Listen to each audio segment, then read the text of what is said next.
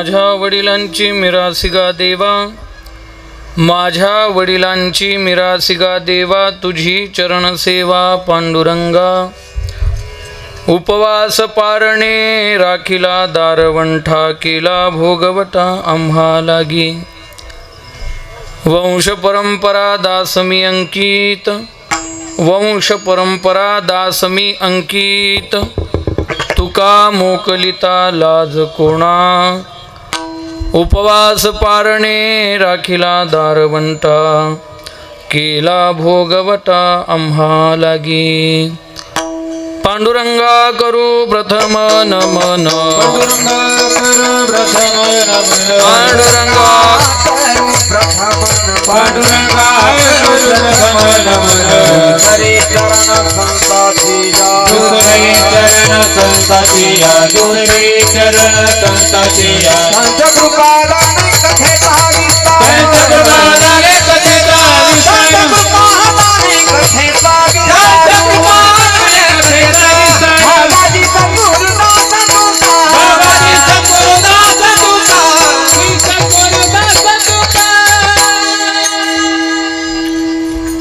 नमो ज्ञानेश्वरा, नमो ज्ञानेश्वरा, निवृत्ती उदारा सोपान देवा. मुक्ताबाई नमो त्रिभुवन पावनी, आद्यत्रय जननी देवांची. सेवेलागी सेवक झालो तुमच्या, लागलो निज चरणा. अहो स्वामी तुकया देवा, यावरी न करावा अभीर. जयांचे किलिया स्मरण, होय सकल विद्यांचे अधिकरण. तेची वंदू श्री चरण श्री गुरूंचे ते नमस्कारोणी आता. मस्तक हे पायावरी, या वारकरी संतांच्या श्री संतांची. माथा चरणावरी साष्टांग हे करी दंडवत. साष्टांग हे करी दंडवत. श्री संतांची माथा चरणावरी साष्टांग हे करी दंडवत.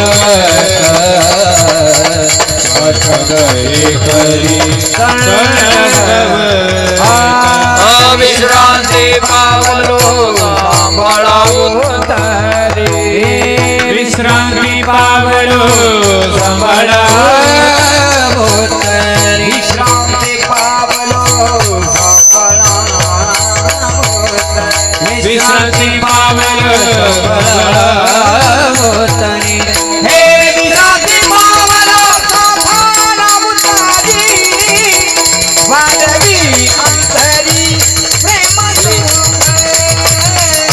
वाढले अंतरी प्रेम सुख, विश्रांती पावलो सांभाळावो तारे, वाढले अंतरी प्रेम सुख, वाढले अंतरी प्रेम सुख.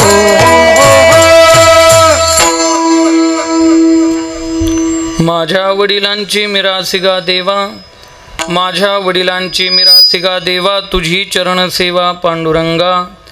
उपवास पारणे राखिला दारवंटा, केला भोगवटा आम्हा लागी. प्रस्तुत प्राप्त प्रसंगी प्राप्त स्थळी कीर्तनरूपी सेवेकरिता निवडलेला अभंग श्रीमंत श्री जगद्गुरु तुकोबाराय महाराज यांचा 3 चरणांचा देवाशी प्रेमाचे भांडण या गाथेतील प्रकरणातील अत्यंत महत्त्वाचा सर्वांना सुपरिचित असणारा अभंग सेवेकरिता निवडलेला आहे. विठ्ठल विठ्ठल.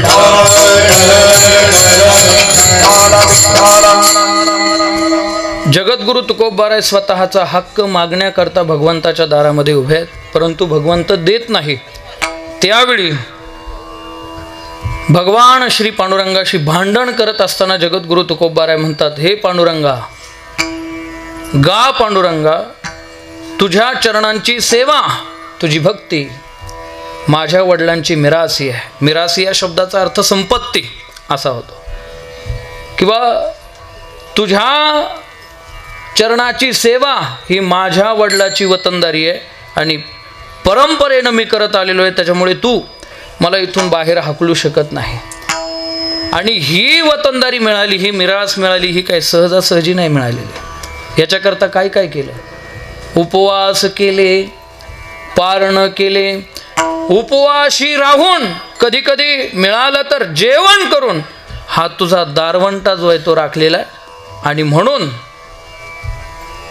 आम्ही जरी मूळ मालक याचे नसलो तरी भोगवटदार मात्र आम्हीच आहे.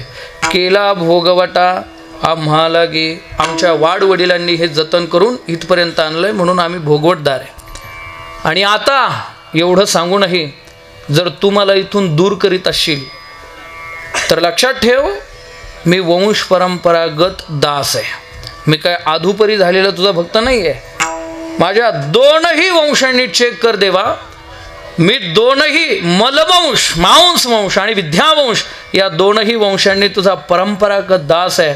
आणि तू जर मला इथून दूर लोटत असेल, वंश परंपरा दास मी अंकित तुका मोकलिता, जर तू मला मोकललं, दूर लोटलं तर याची लाज कुणाला वाटायला पाहिजे? तूच बघ. तुला लाज वाटायला पाहिजे याची. पांडुरंगाची लाज काढणारा अभंग सेवेकरता निवडलेला आहे. विठ्ठल विठ्ठल विठ्ठल विठ्ठल.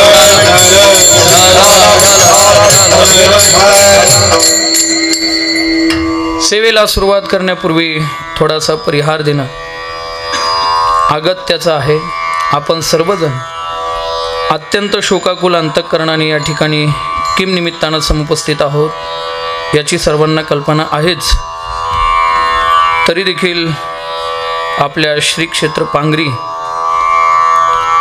या गावातील एक मार्दवी आणि अजातशत्रू असं कुटुंब म्हणजे गाढी कुटुंब, गाढी परिवार, या परिवारातील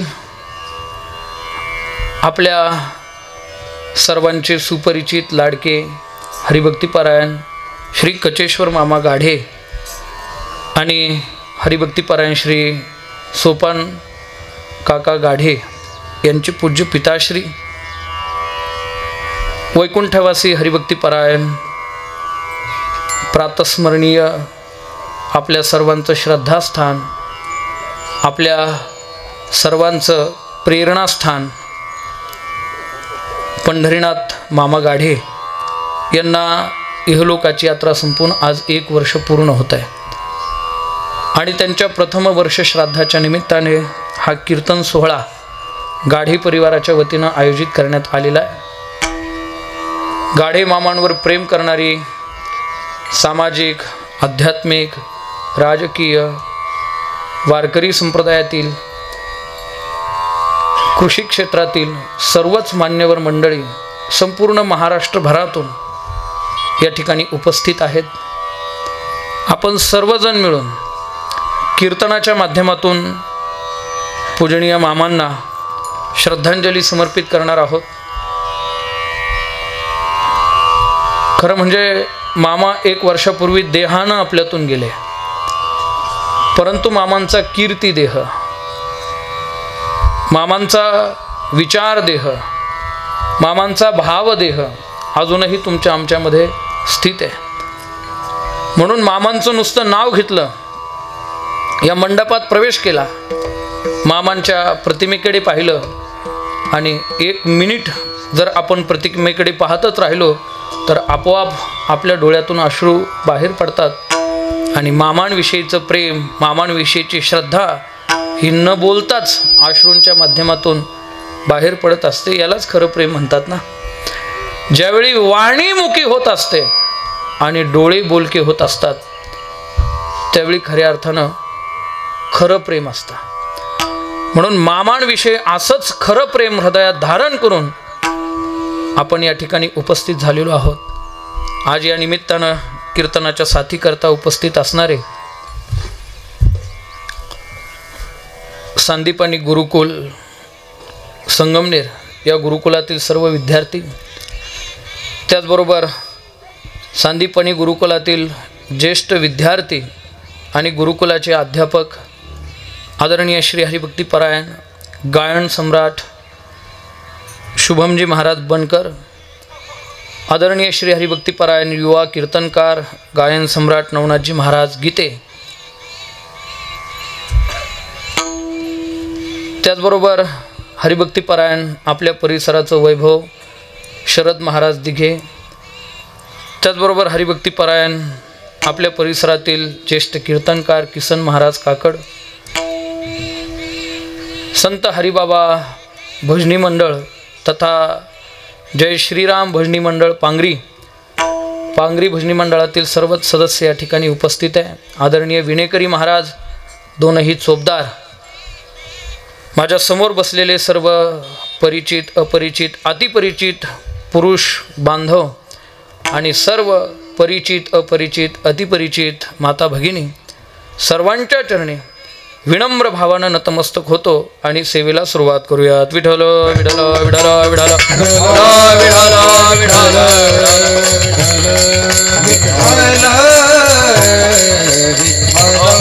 सज्जन हो, ज्या निमित्तानं आपण या ठिकाणी उपस्थित आहे ते निमित्त श्राद्धाचं आहे. श्राद्ध या शब्दामध्ये श्रद्धा हा धातू आहे. श्राद्ध कशाला म्हणायचं तर गेलेल्या व्यक्तीच्या प्रित्यर्थ आपण जी क्रिया श्रद्धेनं करतो त्याला श्राद्ध म्हणतात.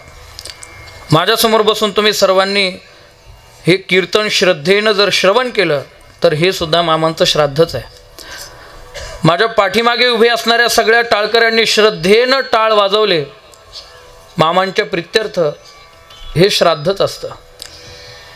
श्रद्धेनं वाजवलेला मृदुंग, श्रद्धेनं गायलेलं भजन, श्रद्धेनं केलेलं कीर्तन, श्रद्धेनं केलेलं अन्नदान, श्रद्धेनं केलेलं द्रव्यदान, श्रद्धेनं केलेलं वस्त्रदान, जी क्रिया म्हणून आपण करतो त्या सगळ्या श्रद्धेनं केलेल्या क्रिया श्राद्ध. कारण यत् श्रद्धेनं क्रियते इति श्राद्ध. हा श्राद्ध शब्दाची अशीच व्याख्या आहे. मग का करायचं असं श्राद्ध? काय कारण आहे तर परंपरेनं 3 कारणं श्राद्ध का करायची याची सांगितली जातात. ती तुमच्या समोर संक्षेपानं मांडतो. भजन करा. विठ्ठल विठ्ठल विठ्ठल विठ्ठल विठ्ठल विठ्ठल. श्राद्ध करण्याचं पहिलं कारण जर काय असेल तर पहिलं कारण आहे शास्त्राचार, दुसरं कारण आहे शिष्टाचार आणि तिसरं कारण आहे आपल्या पित्याविषयीची कृतज्ञता. विठ्ठल विठ्ठल विठ्ठल विठ्ठल विठ्ठल. का श्राद्ध करावं? शास्त्रानं सांगितलं म्हणून केलं पाहिजे.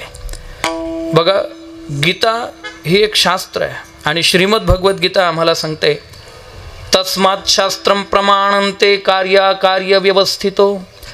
जीवाला कार्य काय आणि अकार्य काय याची व्यवस्था लावता येत नाही, म्हणून आपण शास्त्राला प्रमाण मानलं पाहिजे आणि शास्त्र जे सांगेल ते केलं पाहिजे आणि जे निषिद्ध मानेल ते नाही केलं पाहिजे. म्हणून बघा, ज्ञानोबारांची एक गोड ओवी आहे, माऊली ज्ञानोबाराय म्हणतात, शास्त्रानं जर तुमच्या हातामध्ये वाटी दिली आणि त्या वाटीमध्ये विष ओतलं आणि शास्त्र सांगतंय की हे विषही अमृत म्हणून प्राशन करा, तर आपण शास्त्रावर तीर मात्र जरी संदेह घेतला तरी पाप आहे आणि विष सुद्धा अमृत म्हणून प्राशन केलं तर आपण मरू शकत नाही. ही ज्ञानोबारायांनी ग्वाही दिलेली आहे. माऊली ज्ञानोबाराय सांगतात, शास्त्र म्हणेल ते संडावे, ते राज्य ही तृण मानावे, जे घेववी न म्हणावे विषही विरू. विषही प्राशन केलं पाहिजे जर शास्त्र सांगत असेल तर. लक्षात ठेवा, शास्त्रावर विश्वास असला पाहिजे. आणि श्रीमद भगवद्गीता हे शास्त्र आहे, हे केवळ शास्त्र नाहीये. भगवंत म्हणतात इति गुह्यतमं शास्त्रम इदमुक्तम मया नघ. हे गुह्यतम शास्त्र आहे. ज्ञानोबाराय तर याही पुढे जाऊन बोलले, हे केवळ शास्त्र नाही आहे तर हे संसाराला जिंकून देणारं शस्त्र आहे. माऊलींचे शब्द आहे. माऊली म्हणतात, साचची बोलाचे नव्हे हे शास्त्र, परी संसार जिनिते शस्त्र. संसाराला जिंकून देणारं शस्त्र म्हणजे श्रीमद भगवत गीता. आणि हा गीता ग्रंथ आम्हाला सांगतो, तुम्ही जर पिंड दानादी आणि उदक दानादी क्रिया केल्या नाहीत तर तुमचे पितर पतनाला जातील आणि पतनाला गेलेले पितर तुम्हाला आशीर्वाद देणार नाही. म्हणून तुम्ही पिंडदान आणि उदक दानादी क्रिया लुप्त होऊ देऊ नका. पहिलाच अध्याय. संकरो नरकायैव कुलज्ञाना कुलस्य च पतंती पितरो हेशा लुप्त पिंडोदक क्रिया. पिंडदानादी आणि उदक दानादी क्रिया लुप्त झाल्या तर पितर आपल्याला आशीर्वाद देत नाही. म्हणून पिंडदान आणि उदकदान हे नैमित्तिक कर्म आहे, हे आपण केलं पाहिजे. गीतेनं 2 प्रकारची कर्म सांगितली, एक विहित कर्म आणि दुसरं निषिद्ध कर्म. जे करू नये त्याला निषिद्ध कर्म म्हणतात. जुगार खेळू नये हे निषिद्ध कर्म आहे, याचा निषेध केलेला आहे. शास्त्रही सांगत नाही जुगार खेळा आणि संतही सांगत नाही जुगार खेळा, म्हणून ते टाकलं पाहिजे, त्याज्य कर्म आहे. म्हणून आपणही ते कर्म केलं पाहिजे का? जुगार खेळली पाहिजे का? नाही. एक लक्षात घ्या, आपण तर की झाड की पत्ती, पण पांडव होते, काय मोठा अधिकार होता कृष्ण व पांडवांचा. द्वारकेचा राणा, त्यांना समस्या निर्माण झाली की द्वारकेहून परमात्मा हस्तिनापुरात पांडवांच्या संरक्षणार्थ जायचे. एक दिवस कौरवांसोबत जुगार खेळले आणि पत्नी हरले, जी प्राणप्रिय होती द्रौपदी. 5 पतिव्रतांमध्ये की जिचं स्मरण केल्यानंतर महापातकांचा नाश होतो, हे सामर्थ्य द्रौपदीमध्ये होतं. अहिल्या, द्रौपदी, सीता, तारा, मंदोदरीस्तथा पंचकन्या स्मरे नित्य महापातक नाशनम.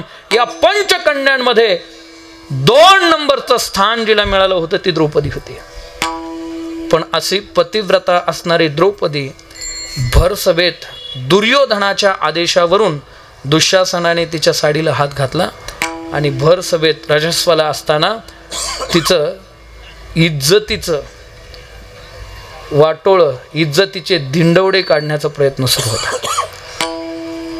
5 पती होते वाघासारखे बसलेले. या 5 पांडवांचं सामर्थ्य कमी होतं का? ज्ञानोबा म्हणतात, एकेकाचे नि मनोव्यापारे हे विश्वची हो या संहारे. एकानं नुसता संकल्प केला तरी पण ही सृष्टी समूळ नाश पावेल एवढं मोठं सामर्थ्य या सगळ्यांचं होतं, लक्षात ठेवा. एवढंच नाही, पुढे ऐका. अर्जुनाचं सामर्थ्य किती होतं? ज्याच्या कीर्तीचे पवाडे सर्वसामान्य शाहीर गात नव्हते, तर स्वर्गातले गंधर्व ज्याच्या कीर्तीचे पवाडे गात होते. भगवान शिवासोबत युद्ध झालं तर भगवान शिवाचा निपात केला. त्या काळामध्ये 2 ब्रह्मराक्षस मातले होते, एक निवात नावाचा आणि दुसरा कवच नावाचा. कोणाला आटोपत नव्हते, पण या 2ही ब्रह्मराक्षसांचा पाडाव ज्यांनी केला तो अर्जुन. जेणे संग्रामे हरू जिंतिला, निवात कवचाचा टाहो फोडिला, पवाडा तुआ केला गंधर्वासी. ज्ञानोबा वर्णन करतात, असा अर्जुन सुद्धा खाली मान घालून बसला होता. का? त्याचं कारण एकच आहे, जुगारात हारले होते म्हणून. म्हणून माझे हात जोडून विनंती सगळ्यांना, आता काही 4-4 जण एकत्रित येऊन जुगार खेळायची गरज नाही. घरी उतानं पडल्या सुद्धा मोबाईलमध्ये जुगार खेळता येतात.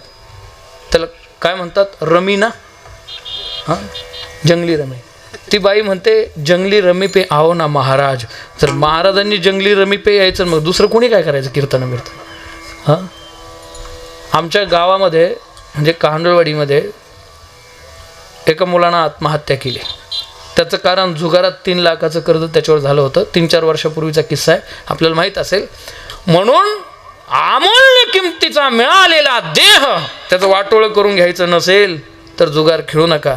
आणि वाटत असेल तर वाटोळं व्हावं आपलं तर बिनधास्त जुगार खेळा. तुकोबाराय म्हणतात, अरे हे देह, अरे हे देह व्यर्थ जावे, ऐसे जरी तुझ भावे, अद्भुत कर्म मनोभावे, सारी पाठ खेळावा, दूत कर्म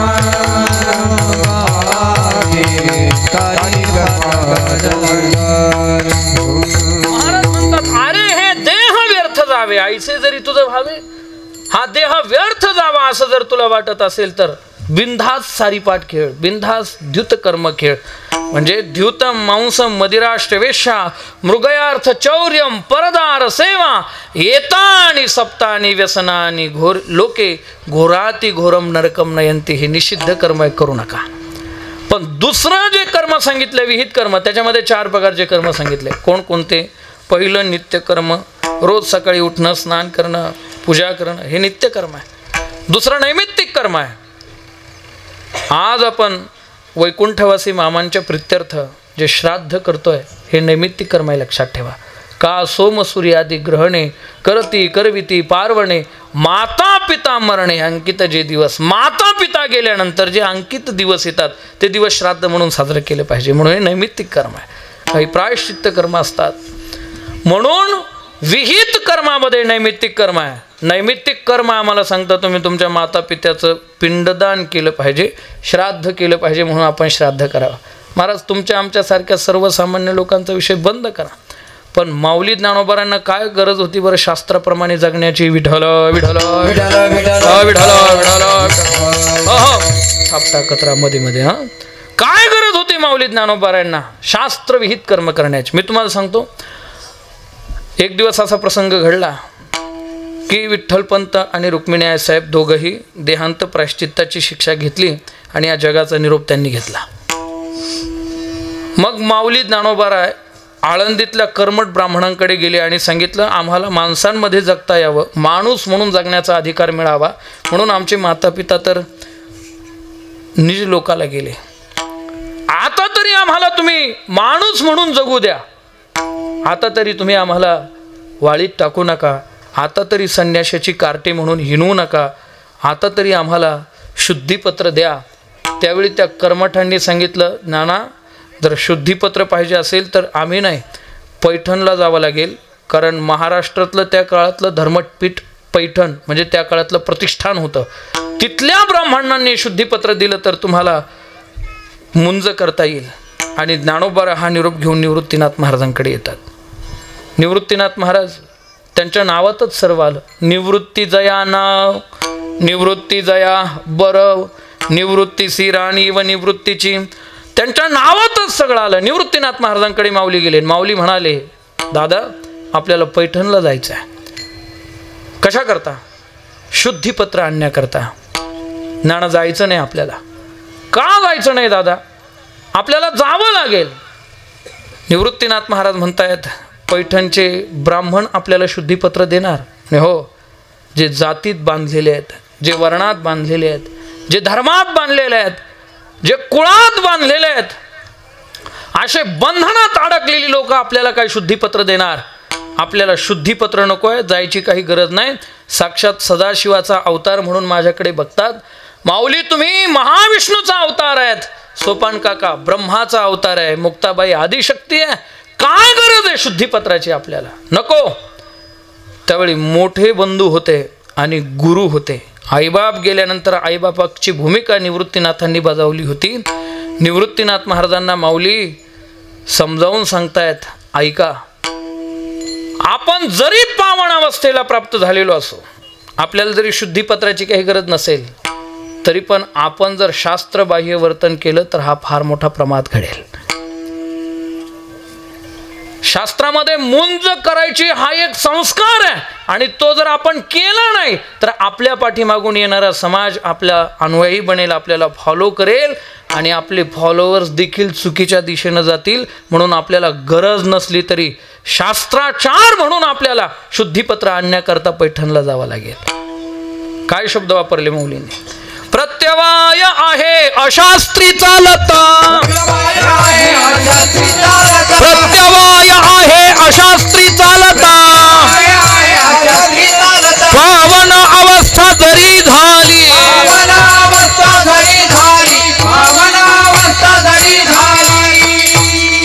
महाराज म्हणतात अशास्त्री चालता प्रत्यवाय आहे. माऊलीच्या मुखात शब्द घातलेले हेच नामदेव महाराजांनी लक्षात ठेवा. अशास्त्री वर्तन केलं तर फार मोठी घोडचूक आपल्याकडून होईल. म्हणून या संती अवश्य आचरावे, जना दाखवावे वर्तन. आपल्याला गरज नाही, पण जनांना वर्तन करून दाखवण्याकरता आपल्याला हे सगळं करावं लागेल. शास्त्राचार इतका महत्वाचा आहे. विठ्ठल विठ्ठल विठ्ठल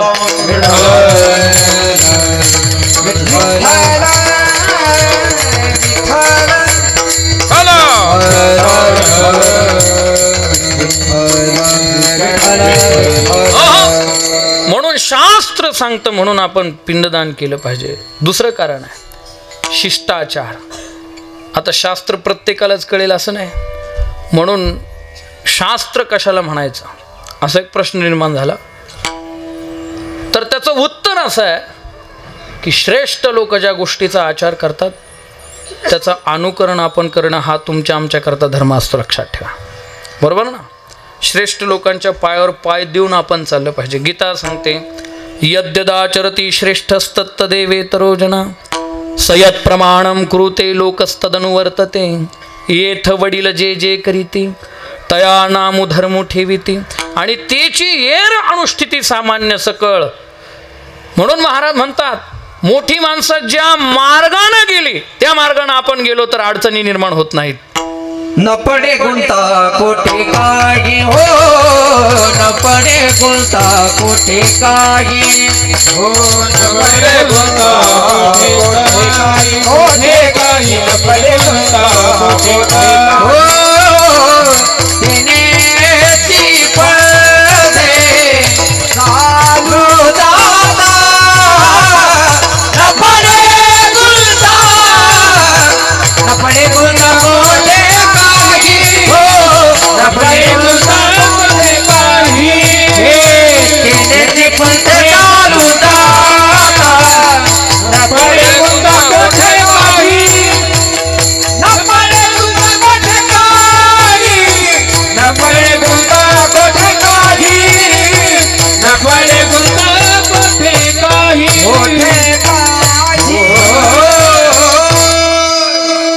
महाराज जीवनामध्ये श्रेष्ठ माणसांचं अनुकरण असलं पाहिजे. श्रेष्ठ लोकांचं अनुकरण आपण केलं पाहिजे. लोक कुणाचंही अनुकरण करतात, कनिष्ठ लोकांचं अनुकरण करून त्यांच्या मार्गाने जातात.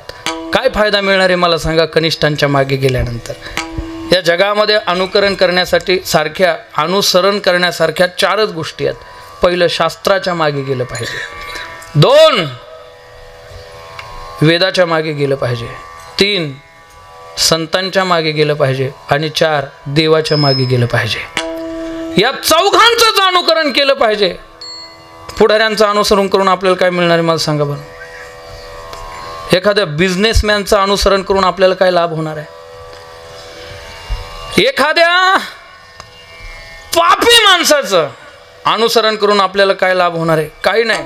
अनुसरण तर कुणाचं ना कुणाचं करतोच, परंतु आपले आयडॉल जे असतात ना, आपण ज्यांना आदर्श मानतो ते धर्माचं रक्षण करणारे आणि धर्माचं पालन करणारे आदर्श असले पाहिजे. अधर्मी लोकांचं त्यांच्या मागे कधी जाऊ नये माणसानं, काही लाभ होत नाही. पण या सर्वांच्या पाठीमागे गेल्यानंतर न पडे गुंथा कोठे काही. प्रभुराम साक्षात धर्म होते, लक्षात ठेवा. वसिष्ठ मुनींना विचारलं धर्म म्हणजे काय? वसिष्ठ मुनींनी धर्म शब्दाची व्याख्या सांगत असताना रामादिवत वर्तितव्यम, प्रभुरामानं जसं वर्तन केलं तसं वर्तन करणं, रामाच्या पायावर पाय देऊन चालणं म्हणजे धर्म. रामो विग्रहवान धर्मा हा असं म्हटलं जातं. प्रभुराम साक्षात धर्म आहे. पण असाही राम जो पूर्ण अवतार आहे, वनवासामध्ये असताना स्वतःच्या मार्गानं गेले नाही, साधू संतांनी दाखवलेल्या मार्गानं त्यांनी वाटचाल केली. आणि हे तुम्हाला मी पुराव्यानिशी सांगतो. ज्यावेळी प्रभू रामचंद्र परमात्मा अयोध्येतून प्रयागराजला आले, तिथं भारद्वाज मुनी होते. भारद्वाज मुनी बसही प्रयागा, तिनही मन अति अनुरागा, तापस समदम दया निधाना, परमारथ पथ परम सुजाना. असे असणारे भारद्वाज मुनी एक रात्र तिथं मुक्काम केला. प्रभुराम, सीतामाता आणि लक्ष्मण भैया. दुसऱ्या दिवशी भारद्वाज मुनींच्या चरणावर नतमस्तक झाले आणि तिथून पुढे जायला निघाले. जाता जाता त्यांनी एक विनंती केली. 3 ऋषींना 3 प्रश्न विचारलेले आहेत रामायणामध्ये प्रभुरामांनी. पहिला विचारलं भारद्वाज मुनींना, प्रश्न विचारला. दुसरा प्रश्न अगस्तींना विचारला होता आणि तिसरा प्रश्न जो विचारला तो वाल्मिकी ऋषींना विचारला होता. भारद्वाज मुनींना प्रश्न विचारला, आता इथून पुढचा वनाचा रस्ता मला माहित नाही, इथून पुढे मला जायचं, पण मला रस्ता माहित नाही, तुम्ही मला रस्ता दाखवा.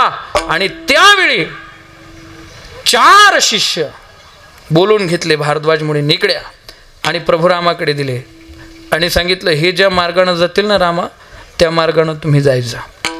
रामाला रस्ते विचारायची गरज होती कोणाला? जगाचा मालक होता तो, त्याला सगळं माहित होतं. पण तरीही का रस्ता विचारला? कारण काय?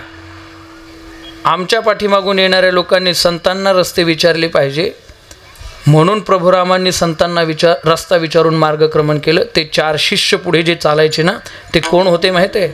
ऋग्वेद, अथर्ववेद, सामवेद आणि यजुर्वेद. वेदात वेद ज्या मार्गाने गेले त्या मार्गाने आम्ही जाणार. म्हणून ज्ञानोबाराय वर्णन करतात एका अभंगामध्ये, वेद मार्गे मुनी गेले त्याची मार्गे चालिलो. वेद मार्गे मुनी गेले त्याचे मार्गे चालिलो. हा न पडे विषय अंधा म्हणून उघड बोलिलो.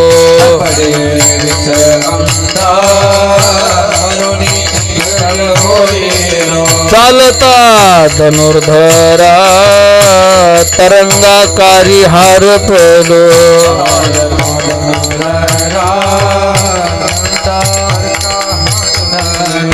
ज्ञानदेव निवृत्तीचा सर्व द्वैत निरसलो. ज्ञानदेव निवृत्तीचा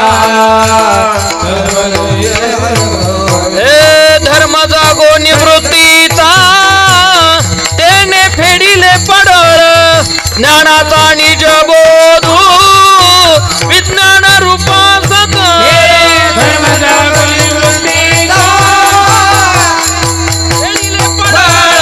ज्ञानाचा निज बोधू विज्ञान रूपा सकळ. सगळ्यांच्यात सगळं पाठ असतं असं काही नाही. तुम्ही नाही म्हटले पाठीमागं तरी ना ना ना ना ना ना चालू ठेवा, बंद करू नका. त्याचं कारण मी तुम्हाला सांगतो. वैकुंठवासी जगन्नाथ अण्णा ते इतके मोठे होते की ते नेहमीच सांगायचे, समोर बसलेल्या श्रोत्यांच्या गाथाच्या गाथा पाठ असतो म्हणे, टाळकऱ्यांच्या भजनी मालिका पाठ असतात आणि कीर्तनकाराचे फक्त कडवेच पाठ असतात, लक्षात ठेवा. त्याच्यामुळे मी जरी हे प्रमाण म्हटलं असेल तरी पण एवढंच पाठ आहे माझ्या, दुसरं सपाट आहे सगळं. त्याच्यामुळे तुम्ही आज काय समजायचं कारण नाही की बाबाच्या लई पाठांतर आहे म्हणून. विठ्ठल विठ्ठल विठ्ठल विठ्ठल विठ्ठल विठ्ठल गरजेपुरतंच पाठ करून आलेले असतात कीर्तनकार मंडळी. ते काय जास्त पाठांतर त्यांचं पण नसतं. त्याच्यामुळे तुम्ही घाबरायचं नाही. ना ना ना ना ना ना ना नानांना विचारून घ्या ना, मग तुम्ही जवळ आहे ना नाना. जर नाना म्हणायचं नसतं नानाला विचारा काय पुढे. असो, मला हे सांगायचं आहे, वेद मार्गे मुनी गेले त्याची मार्गे चालिलो. म्हणून महापुरुष ज्या वाटेनं जातात त्या वाटेनं आपण गेलं पाहिजे. पण हल्ली महापुरुषांचं नाव घेऊन स्वतःचं स्वार्थ साधण्याचं काम सगळ्यांचंच चाललं आहे. पण महापुरुष ज्या मार्गाने गेले त्या मार्गाने किती लोक जातात मला सांगा. छत्रपती शिवाजी महाराजांना सगळेच बाप म्हणतात, बरोबर ना? छत्रपती शिवाजी महाराज की म्हटलं की लगेच जय म्हणतो आपण. जय भवानी, जय शिवाजी, जय जिजाऊ, जय शिवराय. पण छत्रपती शिवाजी महाराज ज्या मार्गाने गेले त्या मार्गाने किती लोक जातात तिथं बसलेल्यापैकी? त्यांच्या 3 जयंत्या साजऱ्या करतो आपण, एक नाही 3 जयंत्या.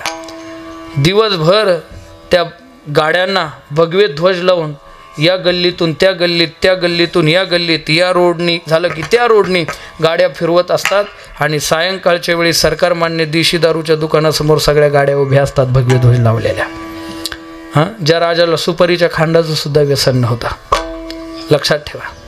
कुतुबशहा त्या काळातला सगळ्यात श्रीमंत राजा होता. तो म्हटला आमच्याकडे जेवायला या राजे. छत्रपती शिवाजी महाराज त्यांच्याकडे भोजनासाठी केले. भोजन झाल्यानंतर पानाचा विडा भक्षण करण्याकरता दिला, तर छत्रपती शिवाजी महाराजांनी तो नाकारला. राजे म्हणाले, आत्ता मी जर पानाचा विडा भक्षण केला तर आम्ही कष्टातून स्वराज्य निर्माण केलेलं आहे. राजात जर पानाचे विडे खायला लागला तर प्रजेला सुद्धा पानाचे विडे द्यावे लागतील, त्याच्यामुळे मी पानाचा विडा भक्षण करणार नाही. हा राजा होता, लक्षात ठेवा, छत्रपती शिवाजी महाराज. त्यांचं नाव सकाळ संध्याकाळ घेतलं जातं. पण ते ज्या मार्गाने गेले त्या मार्गाने किती लोक जातात मला सांगा. हां, रायगडला सहल गेली आणि सहल गेल्यानंतर एका पोरानं प्रश्न विचारला, का हो ही समाधी कुणाची आहे? म्हणे छत्रपती शिवाजी महाराजांची. त्या गाईडला प्रश्न विचारला. पोरं काय प्रश्न विचारतील काही सांगता येत नाही. त्या पोरानं प्रश्न विचारला, समाधी कुणाची? छत्रपती शिवाजी महाराजांची. मग ही समाधी जर छत्रपती शिवाजी महाराजांची आहे तर या समाधीच्या आजूबाजूला ज्या पावलांच्या खुणा आहेत त्या कुणाच्या आहेत? त्या गाईडनं सांगितलं, या पावलांच्या खुणा छत्रपती शिवरायांच्याच आहेत. आवाज झाला तो मुलगा. तो म्हणाला, शिवरायांना जाऊन शेकडो वर्ष लुटली, अजून त्यांच्या पावलांच्या खुणा बुजल्या कशा नाही? त्यावेळी त्या गाईडनं जे उत्तर दिलं ते फार समर्पक आहे. तो गाईड म्हणाला, शिवरायांचा वापर स्वतःच्या स्वार्थाकरता सगळ्यांना करता आला, पण शिवाजी महाराजांच्या पावलावर पाऊल ठेवून कुणाला चालता आलं नाही, म्हणून या पाऊल खुणा बुजल्या नाहीत. म्हणून या पाऊल खुणा बुजल्या नाहीत. किती लोक पावलावर पाऊल ठेव. आम्ही पण ज्ञानोबाराय तुकोबारायांचं नाव घेतो. किती आमच्यासारखी महाराज मंडळी ज्ञानोबाराय तुकोबारायांच्या पावलावर पाऊल ठेवून चालते. हां, म्हणायचं फक्त हे आमचे श्रेष्ठ आहेत, हे आमचे आदर्श आहेत, पण त्या मार्गानं कोण जातं नाही दिसत जाताने. म्हणून एक लक्षात घ्यावं की फक्त श्रेष्ठांचं नाव घेऊन चालणार नाही, तर श्रेष्ठ ज्या मार्गानं गेले त्या मार्गानं मार्गक्रमण आम्हाला करावं लागेल. जर तसं घडलं तरच ते संतुष्ट होतील. विठाल विठाल विठाल विठाल विठाल. आजचा अभंग तरी काय, तुकोबाराय वेगळी वाट निर्माण करत नाही. जगद्गुरु तुकोबाराय म्हणतात, आमच्या पूर्वजांनी जे केलं ते आम्ही करतोय. माझ्या वडिलांची मिराज स्वतंत्र नाही काही केलं त्यांनी. त्यांची नावं नुसती घेतली नाही, तर ते ज्या मार्गाने गेले त्या मार्गाने गेली की नाही. तुकोबाराय सुद्धा त्यांनी नवीन रस्ते निर्माण केले नाही, त्यांनी वाटा उजळवल्या. उजळा वया आलो वाटा, खरा खोटा निवाडा, खरा खोटा निवाडा, खरा खोटा निवाडा, खरा खोटा निवाडा, हे उजळवया लो वाटा, खरा खोटा निवाडा, खरा खोटा निवाडा, खरा खोटा निवाडा, हे उजळवया लो वाटा, खरा खोटा निवाडा, खरा खोटा निवाडा, खरा खोटा निवाडा.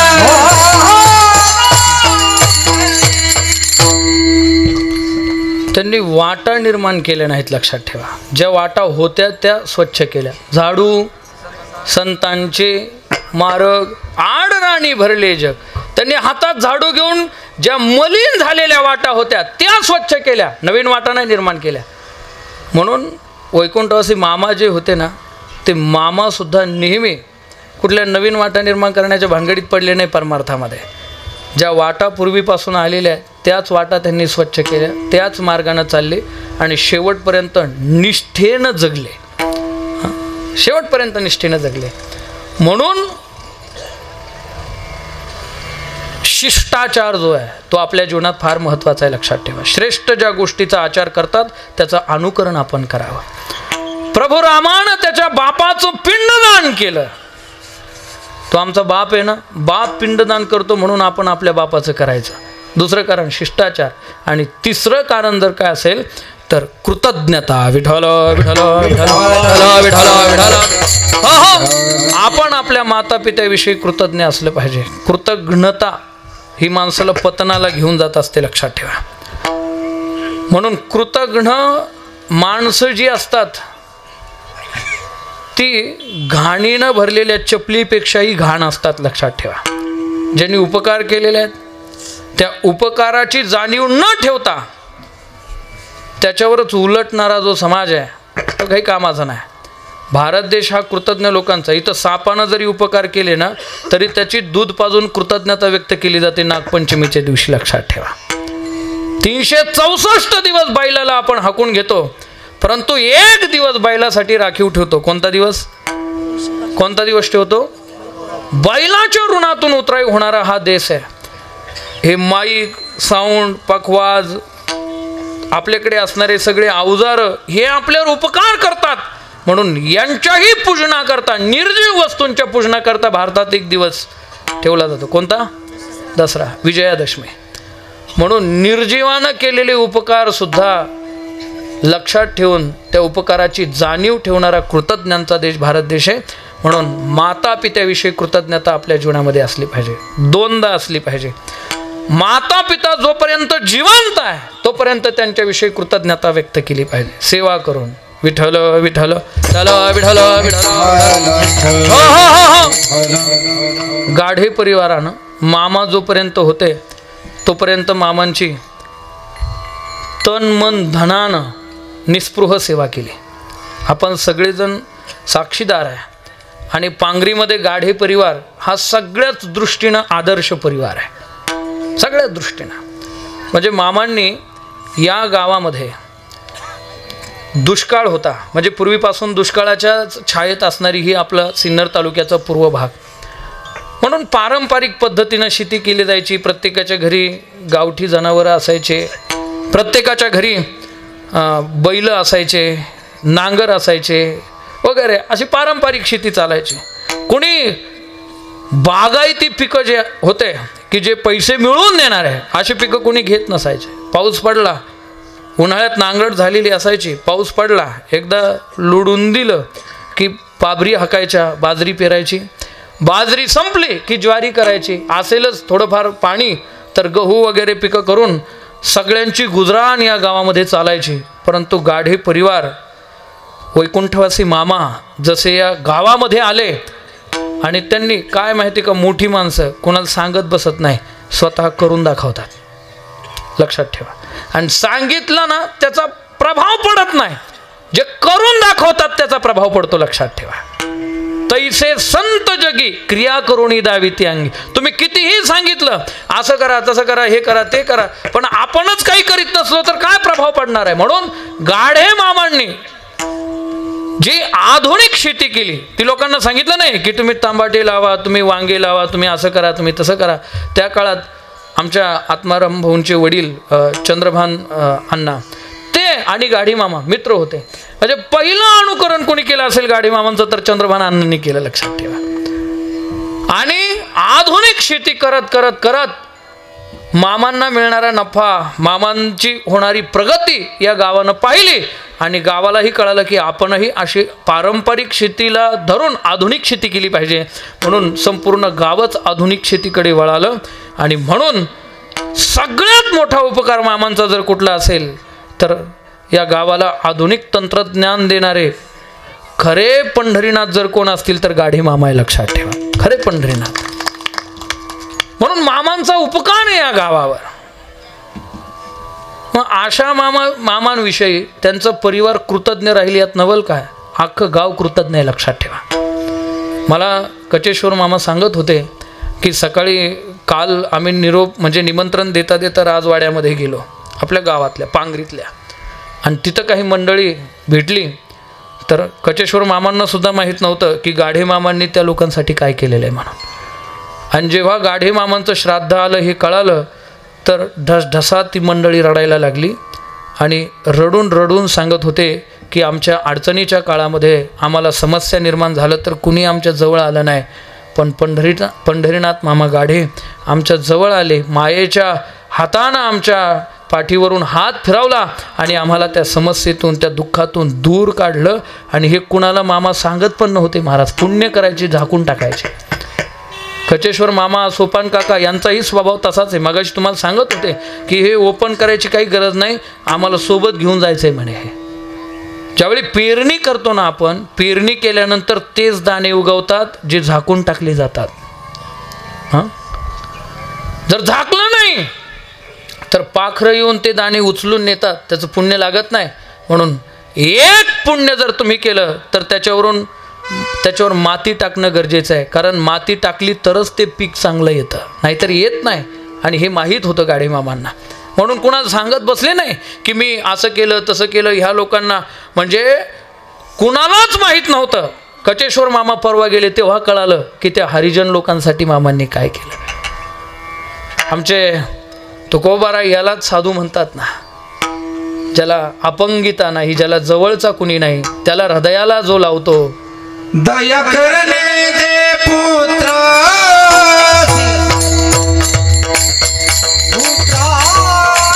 केसी दाता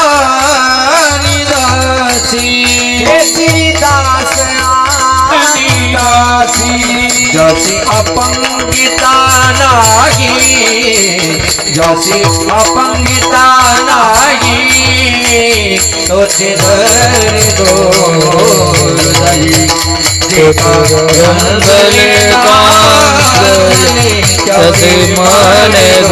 पुढे सरका महिला मंडळ साधू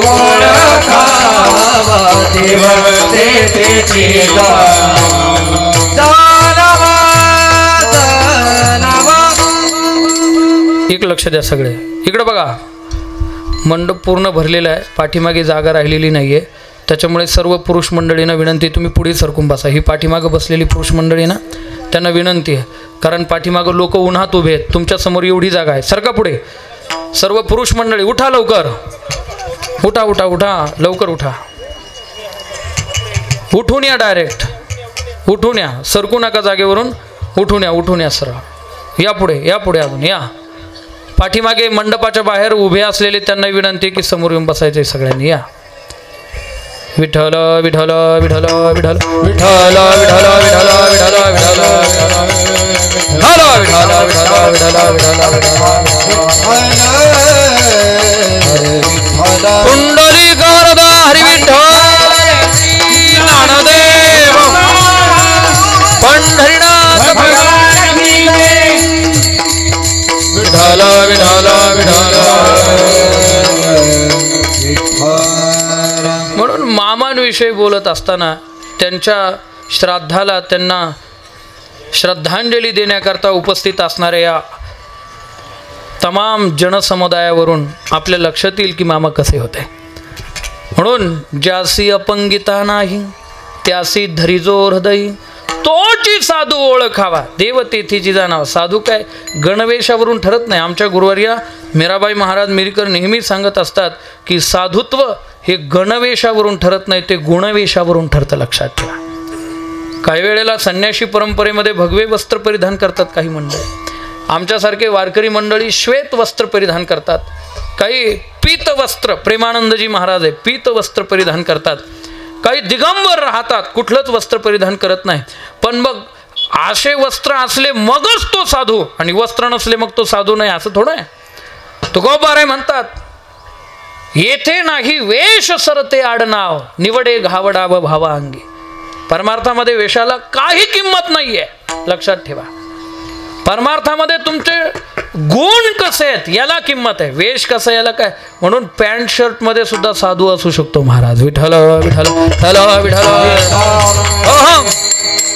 आमच्यासारखे रस्त्याने चालले आणि ॲक्सिडेंट झालेला असेल आणि एखादा रक्ताच्या थारोळ्यात पडलेला असेल आणि आम्हाला लोक आग्रह करत असतील की याला उचला, गाडीत घाला, दवाखान्यात न्या, त्यावेळी जर आम्ही म्हणत असू आमच्या गाडीचे कुशन्स खराब होतील, आम्ही त्याला घेणार नाही, तर कसला आला आम्ही साधून दयावान महाराज. खरंय खोटंय मला सांगा. जर क्रियेतच नाही तर कपडे कितीही कडक घातले तर फायदा काय. आणि दुसरा एखादा सर्वसामान्य त्याचा प्रपंच करणारा, त्याचा व्यवसाय सांभाळणारा रस्त्यानं आला आणि त्यानं जर एखाद्या दुःखिताची मदत केली, तैसे दुःखितांचे शिनणे हरता सकणवपणे उत्तमाधमनेने विवंचुगा. मामांसारखा, गाढे मामांसारखा एखादा त्याची मदत करत असेल तर आम्ही साधू नाही, गाढे मामा साधू आहेत. विठ्ठल विठ्ठल विठ्ठल विठ्ठल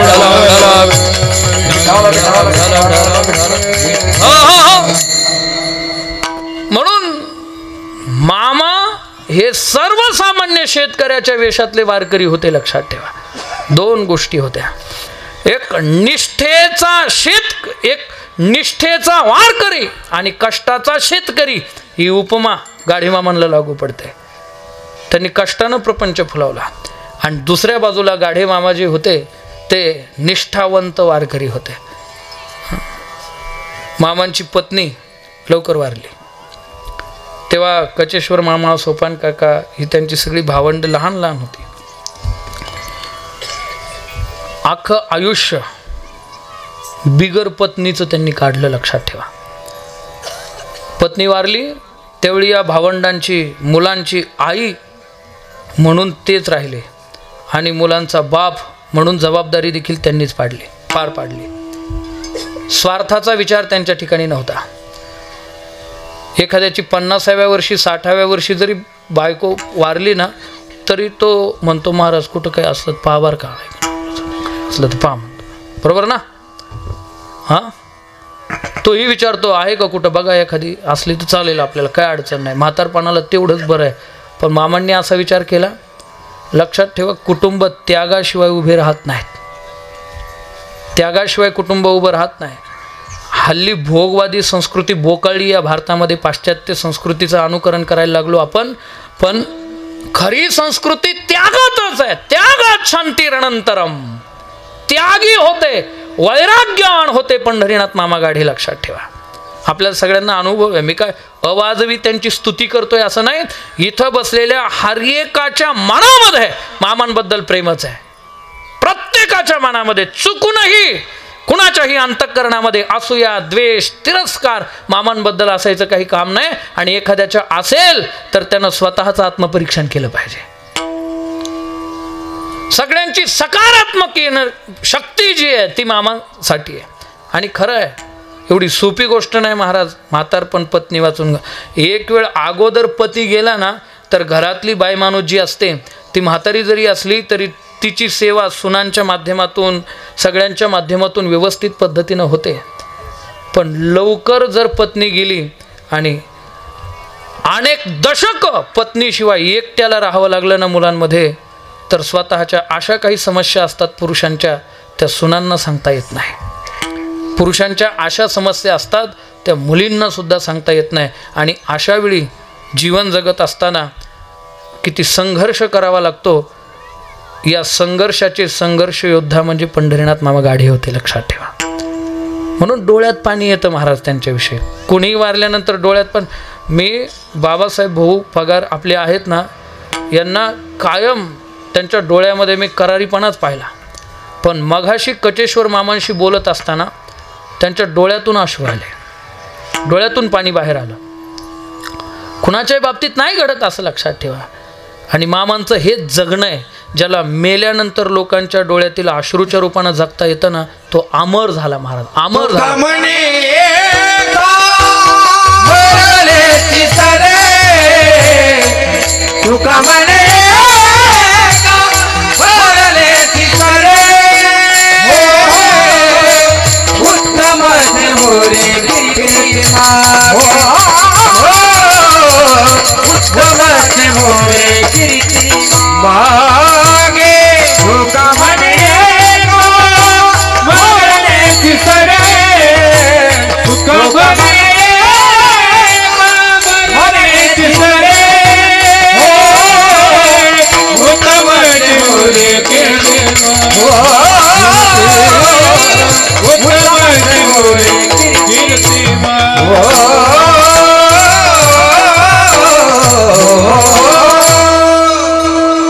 मामांचं शरीर जरी पडलं तरी कीर्ती देह मात्र प्रत्येकाच्या हृदयामध्ये जिवंत आहे. लक्षात ठेवा. म्हणून मामा हे सूर्य होते. प्राकृत सूर्य रोज उगवतो आणि रोज मावळतो. लक्षात ठेवा. पण पंढरीनाथ मामा असा सूर्य होते. पंढरीनाथ मामा रूपी सूर्य फक्त उगवला, मामा रूपी सूर्याला मावळणं कधी माहीत नाही महाराज. कायम लोकांच्या हृदयामध्ये राहणार, कायम लोकांच्या लक्षात राहणार. ज्याला मामा भेटतील त्याला प्रत्येकाला वाटायचं सगळ्यात जास्त प्रेम मामा कोणावर करत असतील तर माझ्यावरच करतायत. मलाही असंच वाटायचं. पांगरीला 2011-12 साली पहिलं प्रवचन कीर्तन माझं झालं असेल. मामांनी ऐकलं आणि मामांचे कोल्हारला पाहुणे आहेत, दशक्रियाविधी होता तिकडे. मामांनी बाबासाहेब भाऊंना फोन केला आणि सांगितलं किशोर महाराजांना सांगा आपल्या परिसरातला मुलगा आहे, होत करूया. आपणच जर त्याला अनेक ठिकाणी सांगितलं तर त्याचा परिचय होईल आणि त्याला पुढील वाटचाल जी संप्रदायाची ती सोप्या पद्धतीनं करता येईल. आपल्या परिसराचं नाव होईल. म्हणजे माझी त्यांची ओळख नव्हती, मामांना मी ओळखत नव्हतो. पण मामांनी फक्त प्रवचन ऐकून बाबासाहेब भाऊंच्या माध्यमातून कोल्हारला पाहुण्यांकडे, आणि त्यावेळेस आमचे ते रमेश जवरे पाटील वगैरे या सगळ्या मंडळींची ओळख झाली. आजही मी त्यांच्याकडे जातो. त्यांचे पाहुणे ते ममदापूरचे इथं आले असतील, कोणी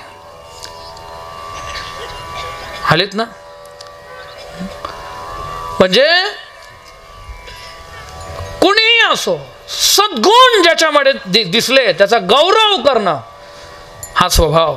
तुकोबाराय म्हणतात अवगुणी दंडन गुणी पूजा अवगुण जर दिसले तर त्याला राग येणार नाही अशा भाषेत त्यांना समजावून सांगणं ही माऊलीची भाषा आहे, लक्षात ठेवा. एखाद्यामध्ये अवगुण दिसले तर तुकोबारायांना सुद्धा मवाळ भाषेत समजावून सांगता आलं नाही, पण माऊलींची भाषा आहे तैसे साच आणि मवाळ मितुले परी रसाळ, शब्द जैसे कल्लोळ अमृताचे. कुणाशी बोलताना मामांच्या मुखामध्ये नेहमी साखर होते. मला नाही आठवत त्यांनी कधी कुणाला शिवी दिली असेल. बाकीच्यांचं सोडा, त्यांची पत्नी असताना पत्नीला सुद्धा, मुलांना सुनांना कधी ते उद्धट बोलले असतील असं मला नाही वाटत कधी. कारण अनेक वेळेला इथं येणं व्हायचं.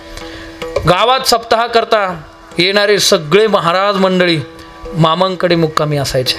मामांकडे जेवणाला चहा पाण्याला सगळे इथंच असायचे. काल हरिभक्तीपरायण सुदाम महाराज कोकणे संगमनेरला मला भेटले. महाराज आम्ही राजपालच्या दुकानामध्ये होतो. ते म्हणाले दिंडीची धावपळ आहे माझ्या पाठीमागं, रामेश्वर पंचकृषीची दिंडी चालली त्र्यंबकला, त्याच्यामुळे मला येणं शक्य नाही, पण मामांचं माझ्यावर खूप प्रेम होतं असं म्हणाले. टचकन डोळ्यातून त्यांच्या पाणी आलं. महाराज कोण, कुठले सुदाम महाराज, संगमनेर तालुका कुठला, इथं घोटेकर महाराज. हे मोठे मोठे दिग्गज वारकरी संप्रदायातील मामांवर निर्लोभपणे प्रीती करायचे.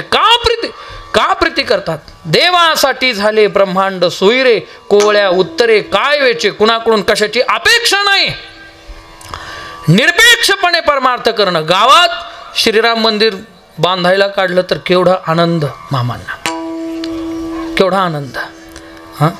आणि ते मंदिर पूर्ण व्हावं याकरता मामांची मोठी धावपळ. कुणीही भेटलं गावातलं करता माणूस भेटला की त्याच्या कानावर घालणार, बाबा काही अंतर्गत हेवे दावे काय असतील बाजूला ठेवा, पण रामासाठी सगळ्यांनी एकत्र या आणि आपल्या गावाचं राम मंदिर लवकर पूर्ण झालं पाहिजे, लवकर पूर्ण झालं पाहिजे. आज अयोध्येचं पण मंदिर पूर्ण झालं. मामा आज जर असते तर काय आनंद मामांना वाटला असता महाराज. म्हणून मी सगळ्या पांगरी ग्रामस्थांना हात जोडून पाया पडून विनंती करतो की मामांना खरी भावपूर्ण श्रद्धांजली कोणती माहिती आहे? आपल्या गावातलं श्रीराम मंदिर ज्यावेळेस पूर्ण होईल आणि त्याचा प्राणप्रतिष्ठा सोहळा होईल, तीच खरी मामांना भावपूर्ण श्रद्धांजली असेल, लक्षात ठेवा. तीच खरी मामांना भावपूर्ण श्रद्धांजली असेल. म्हणून तोची साधू ओळखावा, देव तेथेची जाणावा, त्याला साधू म्हणावं, त्याच्यामध्ये देव पहावा. असा देव माणूस वैकुंठवासी गाढे मामा. संपूर्ण गाव तर कृतज्ञ होतं त्यांच्याविषयी, परंतु कुटुंबातली मंडळी, गाढे मामांनी मला सांगितलं, कचेश्वर मामांनी फोन करून, की आम्ही दोघा भावांनी जास्त काही सेवा केली नाही म्हणे, पण आमच्या 2 बहिणी आहे, मला बहिणींची नावं आता लक्षात नाही आहे, अंजनी ना, अरुणाताई आणि अंजनीताई. ज्यावेळी मामा ॲडमिट होते त्यावेळी आम्ही अभागी ठरलो, आम्हाला जास्त सेवा करता आली नाही म्हणे आमच्या वडिलांची, परंतु आमच्या 2 बहिणींनी एवढी सेवा केली, एवढी सेवा केली, 24 तास डोळ्यात तेल घालून मामांच्या जवळ त्या दोघीजणी बसून राहिल्या म्हणे. ही पित्याविषयीची कृतज्ञता आहे. काय करत असतो बाप, काय करतो बाप? तुकोबाराय एका अभंगामध्ये सांगतात, बाप करी जोडी लेकुराची होडी, लेकुराची होडी, बाप करी जोडी लेकुराची होडी, लेकुराची